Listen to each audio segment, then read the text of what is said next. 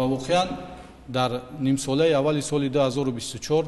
донишгоҳи миллии тоҷикистон ба дастовардҳои муҳим дар самтҳои таълим, илм, инноватсия,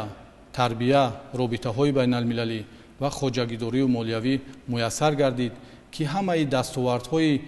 донишгоҳи миллии тоҷикистон бевосита аз татбиқи мақсаднок ва муташаккилонаи сиёсати маорифпарваронаи пешвои муаззами миллат сарчашма мегирад ва яке аз дастовардҳои муҳимтарин дар фаъолияти донишгоҳи миллии тоҷикистон дар нимсолаи аввали соли 2024 ин бевосита ба қабул гардидани қонуни ҷумҳурии тоҷикистон дар бораи донишгоҳи миллии тоҷикистон мебошад. воқеан қонуни мазкур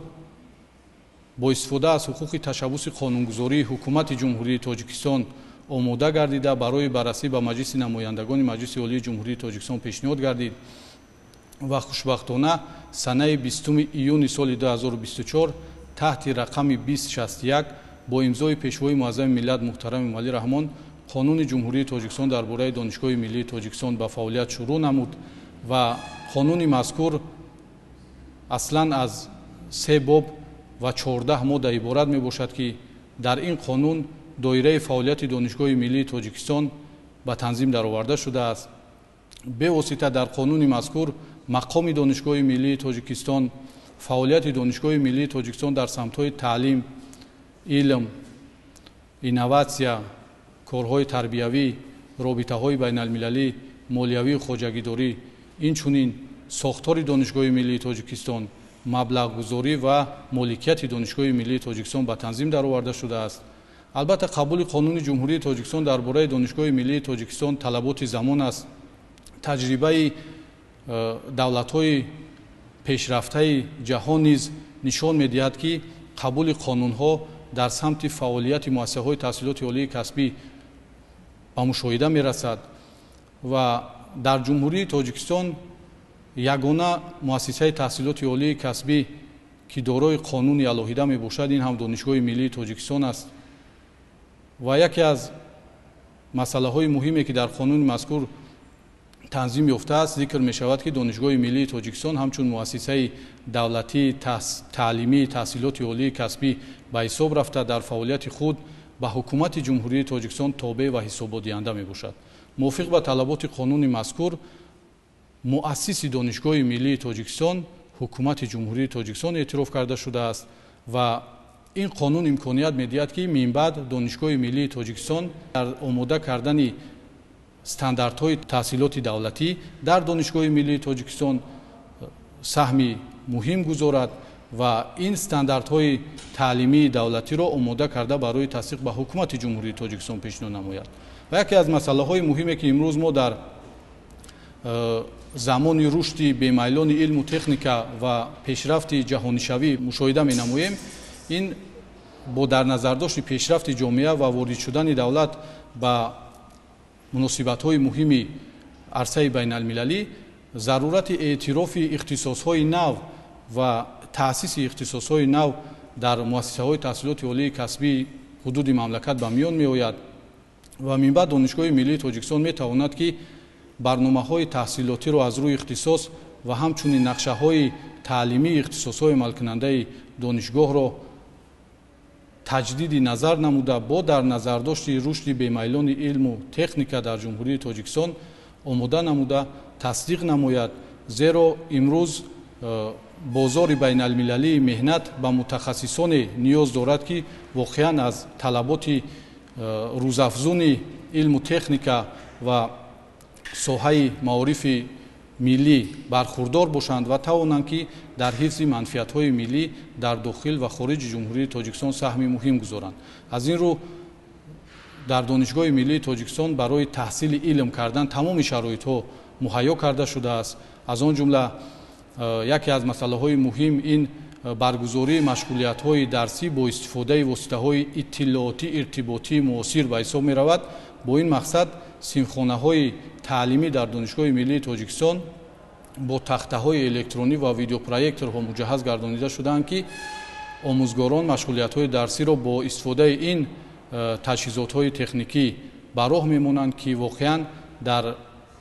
зеҳни донишҷӯ таъсири мусбат мерасонад ва барои омода гардидани мутахассисоне ки ҷомеа ба онҳо имрӯз ниёз дорад саҳми бориз гузошта метавонад. саломат бошед, ташаккури зиёд. ва то ҷое медонем боз дар шакли дипломҳои ин муассиса як илова низ ворид шудааст. дар бораи ин барои шарҳ бидиҳед. воқеан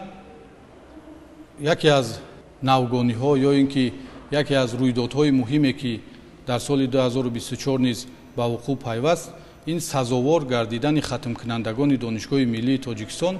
ба дипломҳои шакли нави донишгоҳи миллии Тоҷикистон аст. зеро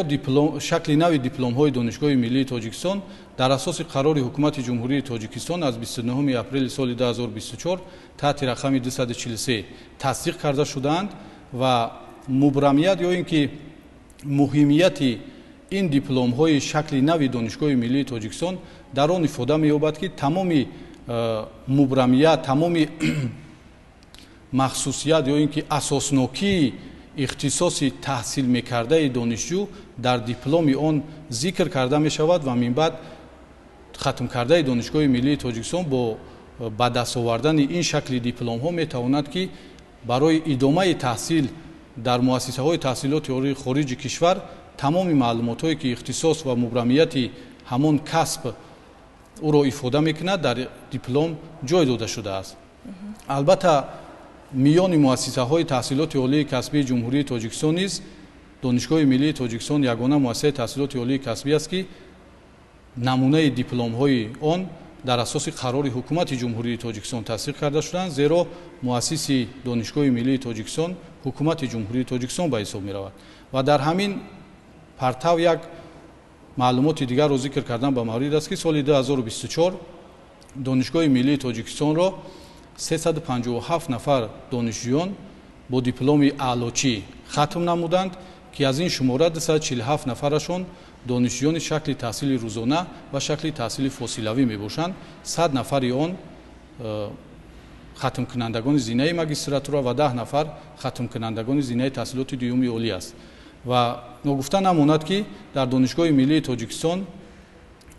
шумораи муайяни донишҷӯён дар асоси квотаи президенти ҷумҳурии Тоҷикистон ба таҳсил фаро гирифта шуданд ва соли 2024 83 нафар донишҷӯён ки тибқи квотаи президенти ҷумҳурии Тоҷикистон дар донишгоҳ таҳсил мекарданд бо муваффақият донишгоҳро хатм намуданд ва бо ин шакли дипломҳо, яъне шакли нави дипломҳои донишгоҳи миллии Тоҷикистон мушарраф гардиданд. саломат бошед, ташаккури зиёд. бисёр ҳам маълумотҳо, бисёр ҳам пешниҳодҳои хуб бароямон иброз кардед ва боз ҳам мехостем дар мавриди фаъолияти донишҷӯён бароямон гуфта бошед, аз оне ки онҳо чӣ қадар фаъолият нишон медиҳанд дар озмунҳои сатҳи ҷумҳуриявӣ ва берун аз он. ташаккури зиёд. воқеан чӣ гунае ки мо ҳозир таъкид намудем, дар донишгоҳи миллии Тоҷикистон барои таҳсили илм кардан шароитҳои муосир муҳайё карда шудааст ва донишҷӯён бо истифода аз ин шароитҳо метавонанд барои мустаҳкам кардани сатҳи саводнокии худ талош намоянд. ва яке аз масъалаҳои муҳим дар фаъолияти донишгоҳи миллии Тоҷикистон ин ҷалби шумораи донишҷӯён барои иштирок дар озмуну олимпиадаҳои сатҳи ҷумҳуриявӣ ва байналмилалӣ аст. воқеан дар нимсолаи аввали соли 2024 дар ин ҷода донишгоҳи миллии Тоҷикистон ба муваффақиятҳои назаррас ноил гардид, зеро ҳамасола дар ҷумҳурии Тоҷикистон олимпиадаи ҷумҳуриявӣ миёни донишҷӯёни муассисаҳои таҳсилоти олии касбии ҷумҳурии Тоҷикистон ташкил ва баргузор карда мешавад. соли ҷорӣ низ ин олимпиада дар сатҳи баланд дар пояи донишгоҳи давлатии тиббии Тоҷикистон ба номи Абуалӣ ибн Сино ташкил ва баргузор карда шуд. донишҷӯёни донишгоҳи миллии Тоҷикистон дар натиҷаи иштирок дар ин олимпиадаи сатҳи ҷумҳуриявӣ сазовори 12 ҷой, 5 ҷойи аввал, 5 ҷойи дуюм ва 2 ҷойи сеюм гардида миёни донишҷӯёни муассисаҳои таҳсилоти олии касбии ҳудуди мамлакат ҷойи аввалро ишғол карданд. ногуфта намонад ки дар ин олимпиада 550 нафар донишҷӯён аз 35 муассисаи таҳсилоти олии касбии ҳудуди мамлакат иштирок карданд ва ҳамчунин иштироки фаъолонаи донишҷӯёни донишгоҳи миллии Тоҷикистон дар озмунҳои ҷумҳуриявӣ ки бо ташаббуси бевоситаи пешвои муаззами миллат муҳтараму Эмомалӣ Раҳмон роҳандозӣ карда шуданд ба мушоҳида мерасад ва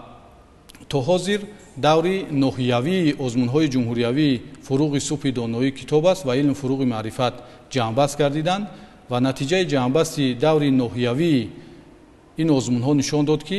дастаи донишҷӯёни донишгоҳи миллии тоҷикистон фаъолона иштирок карданд. дар озмуни ҷумҳуриявии фуруғи субҳи доноӣ китоб аст донишҷӯёни донишгоҳи миллии тоҷикистон сазовори 24 ҷой ва дар озмуни ҷумҳуриявии илм фуруғи маърифат сазовори 22 ҷой гардида миёни донишҷӯёни муассисаҳои таҳсилоти олии касбии ҳудуди ноҳияи шоҳмансури шаҳри душанбе мақоми аввалро ишғол карданд. гузашта аз он ба ҳамагон маълум аст ки бо ибтикори кумитаи кор бо ҷавонон ва варзиши назди ҳукумати ҷумҳурии тоҷикистон ҳамасола озмуни ҷумҳуриявии донишҷӯи сол дар ҳудуди ҷумҳурии тоҷикистон ташкил ва баргузор карда мешавад. соли 2024 низ чунин озмун бо ибтикори кумитаи кор бо ҷавонон ва варзиш ташкил ва баргузор карда шуд ки хушбахтона донишҷӯи факултети ҳуқуқшиносии донишгоҳи миллии тоҷикистон Шукрона Тоҳирӣ барандаи шоҳҷоизаи озмуни ҷумҳуриявии донишҷӯи сол 2024 гардид. ва гузашта аз он олимону муҳаққиқон ва ихтироъкорони донишгоҳи миллии тоҷикистон дар озмунҳо ва форумҳои сатҳи байналмилалӣ низ фаъолона иштирок менамоянд ва ҳамасола натиҷаҳои дилхоҳ ва натиҷаҳои чашмрасро ба даст меоранд. дар оғози соли 2024 дар сатҳи байналмилалӣ чандин озмунҳо баргузор гардид. махсусан дар моҳи марти соли 2024 14-умин намоишгоҳи байналмилалии ихтироъкорони ҷаҳон дар шаҳри ал-Кувайти давлати Кувайт миёни намояндагони 65 давлати ҷаҳон баргузор карда шуд ки ихтироъкорони донишгоҳи миллии тоҷикистон дар ин озмун фаъолона иштирок карда сазовори 2 медали тилло ва ҷоизаи созмони ҷаҳонии моликияти зеҳнӣ гардиданд. ҳамчунин дар баробари донишҷӯён инчунин бонувон дар донишгоҳи миллии тоҷикистон дар самти ихтироъкорӣ фаъолона саҳм гузошта истодаанд. бонувони ихтироъкори донишгоҳи миллии тоҷикистон дар соли 2024 дар форуми байналмилалии ихтироъкорон ва навоварон ки дар шаҳри фаронса ташкил ва баргузор карда шуд бо иштироки намояндагони зиёда аз 40 давлати ҷаҳон, бонувони ихтироъкори донишгоҳи миллии тоҷикистон дар ин форум фаъолона иштирок карда сазовори 2 медали тилло ва 1 медали нуқра гардиданд ки ин воқеан аз рушди рӯзафзуни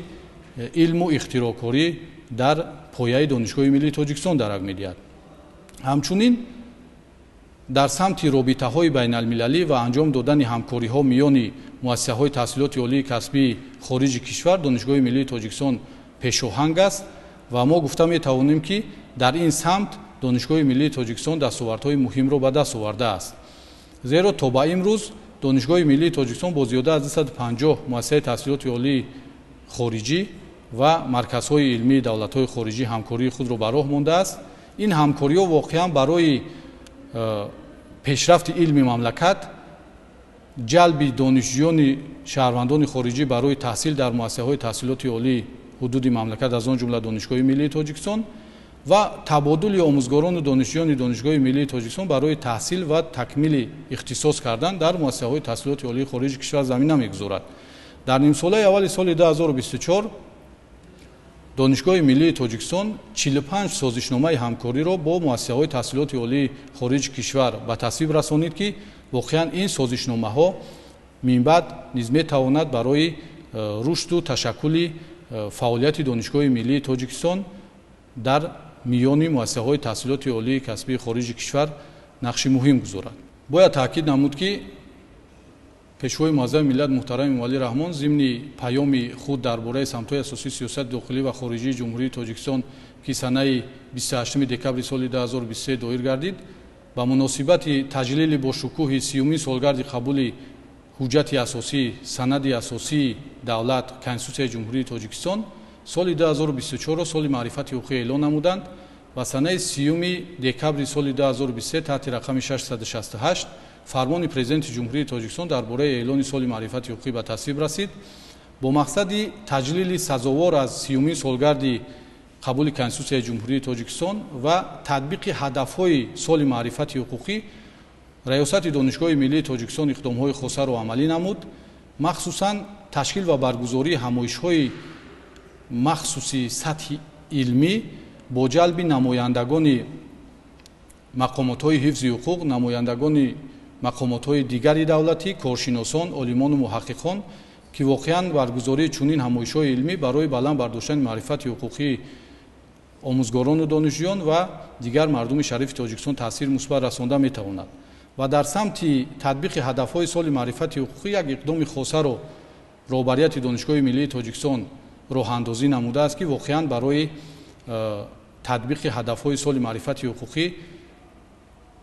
шоистаи дастгирӣ аст. ин пеш аз ҳама таҳияи тафсирҳои илмӣ, оммавӣ ва амалии санадҳои меъёри ҳуқуқӣ ки воқеан барои мардуми шарифи Тоҷикистон айни муддаост. ба ҳамагон маълум аст ки бо истифода аз ҳуқуқи ташаббуси қонунгузорӣ раиси Маҷлиси Миллии Маҷлиси Олии Ҷумҳурии Тоҷикистон, раиси шаҳри Душанбе муҳтарам Рустами Эмомалӣ лоиҳаи Қонуни Ҷумҳурии Тоҷикистон дар бораи тарбияи ватандӯстии шаҳрвандонро пешниҳод намуданд ва хушбахтона бо имзои Пешвои Муаззами миллат муҳтарам Эмомалӣ Раҳмон 24 декабри соли 2022 қонуни мазкур қабул гардид ва дар муддати амали худ тавонист ки дар ҷодаи баланд бардоштани тарбияи ватандӯстии шаҳрвандон таъсири мусбат расонад. ва имрӯз бо иқдом ва ташаббуси роҳбарияти Донишгоҳи Миллии Тоҷикистон